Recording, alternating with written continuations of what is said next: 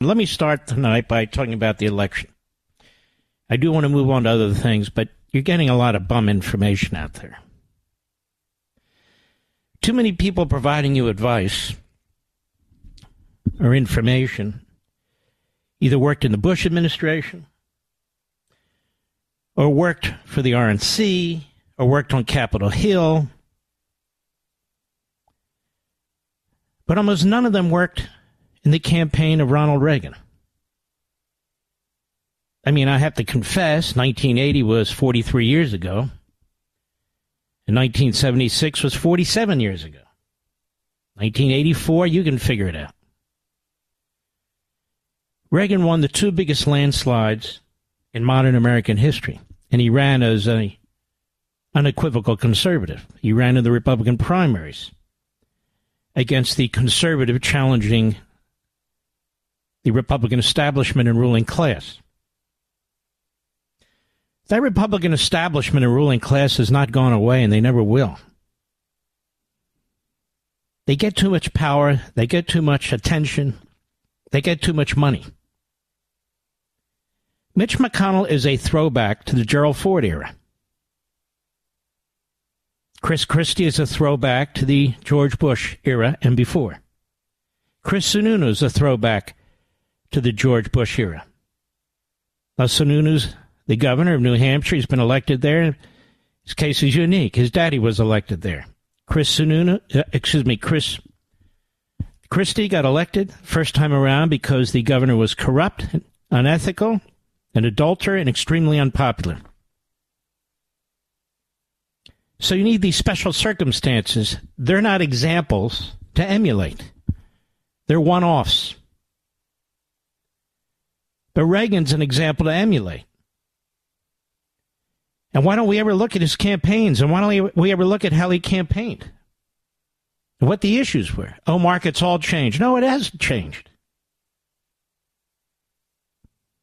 It hasn't changed at all. Of course, issues change and move and so forth, but the fundamentals are the same. Let's take abortion. Abortion. Why are we losing on abortion? And I'll be very blunt with you, because Democrat Party billionaires and interest groups are willing to spend 10 times more than Republican billionaires and interest groups on explaining that issue.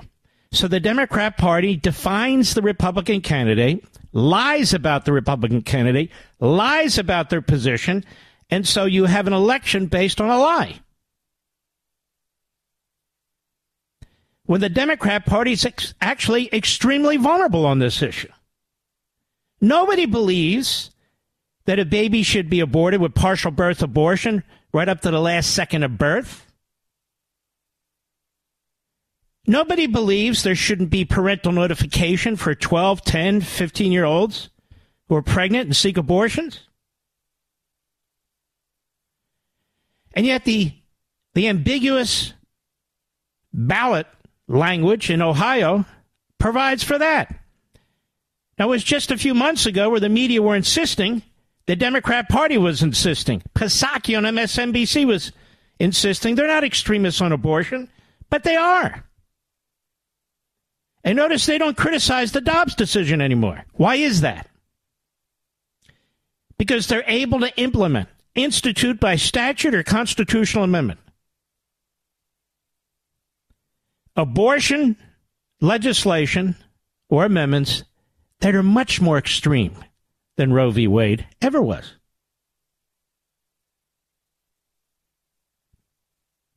This is actually a rather simple issue. Now, in Loudoun County, Virginia, where I spent last few months, my family, of course, but I go back and forth between Florida, I was watching the Democrats lie about this issue. Lie over and over again. Must have been 5 ads to 1 for the Republican. The Republican billionaires are not as patriotic. I'm telling you the truth. They're not as patriotic.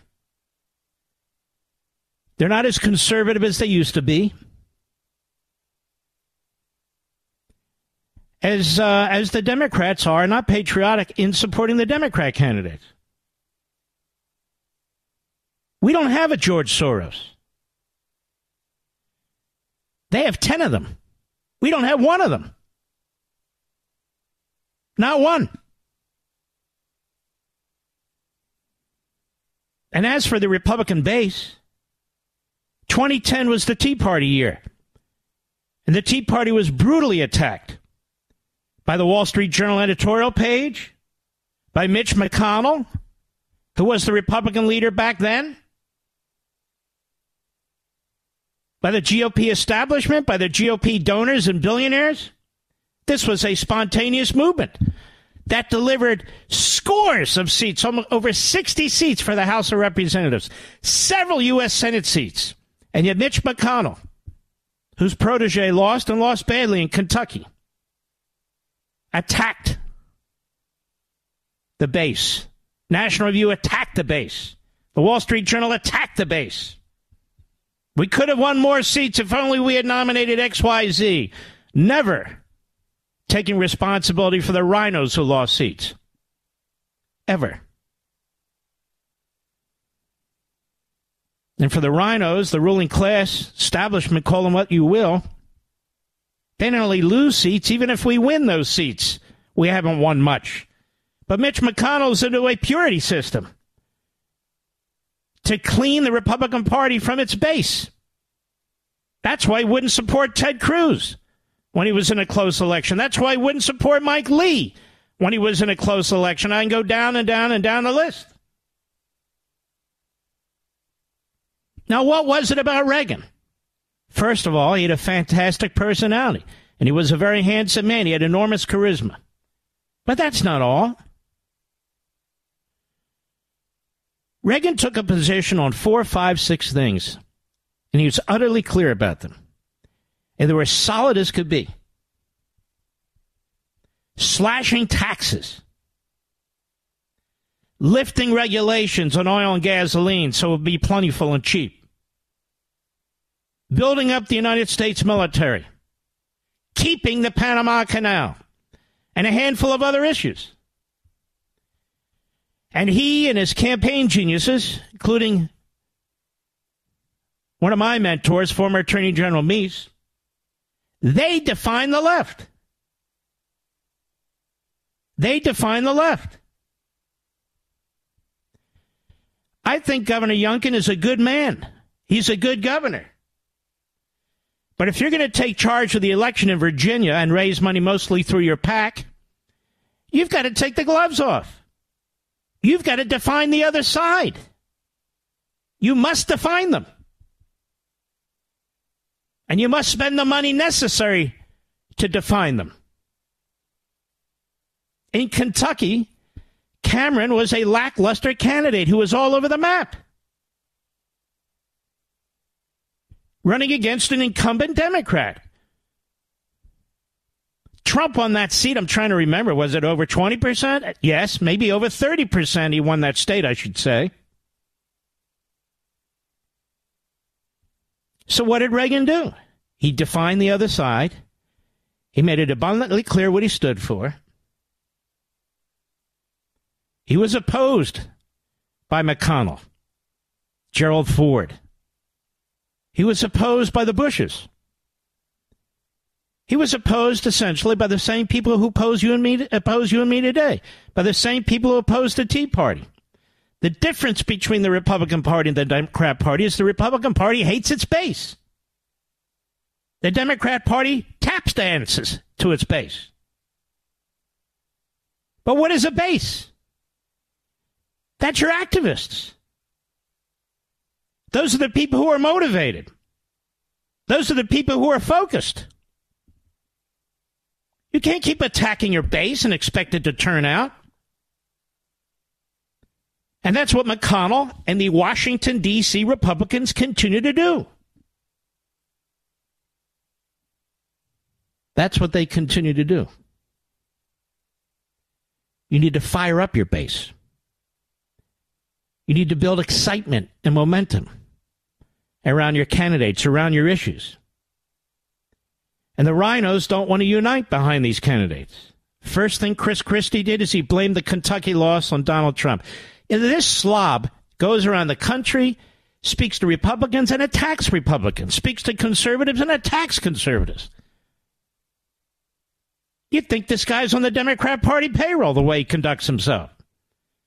Or we have TV hosts who keep bringing on Christie, Mr. 3%, keep bringing on Chris Sununu, keep bringing on Karl Rove, keep bringing on people who have absolutely no connection to the base, and in fact, the base finds them contemptible.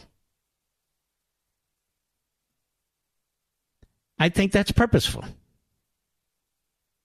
When hosts do things like that, that's purposeful. Why is Rona McDaniel still the chair of the RNC? Well, Donald Trump supported her, and the Republican establishment supported her, so they agreed on that. Yours truly opposed her, openly opposed her, had her opponent on my show. Why? It's not about personalities with me. She's a loser. Benny Johnson online, the internet, he writes, since she's been the head of the RNC, we've lost 8 governor seats. We've lost 3 Senate seats. We've lost 18 House seats and 1 presidential race. That's outrageous. The Republican National Committee is not producing. And yet she'll be back on TV talking about all the great things they're doing. They ought to at least have a group over there to talk about how they're going to confront this abortion issue and get the word out. I mean, I don't understand what the problem is. I really don't. All of a sudden, the nation supports abortion on demand, partial birth abortion, the elimination of parental notification. No, the nation doesn't support that at all. I've told you before, if you folks read The Democrat Party Hates America, I have a section on this, that the most loyal voting base of the Democrat Party is not the black community. It's not the gay community. It's young women without children. That's the core of their base. So they run on abortion to turn out that vote, whether it's in the city, whether it's in the suburbs, wherever it is. Young single women without children. They're the most extremist on the issue of abortion. And so that's what they focus on. They're able to define this as a woman's right, as free to choose, a liberty issue. In Kentucky, they had commercials with a 12-year-old young girl who was pregnant. Planned Parenthood was behind that. Now, 12-year-old young girl who's pregnant, 10-year-old girl who's pregnant. I think we can agree that with parental notification, that family should make its own decision. That said, the left, the Democrat Party, and the media have dehumanized human babies. They've dehumanized them, just as they dehumanize so many other people. We should start to push back.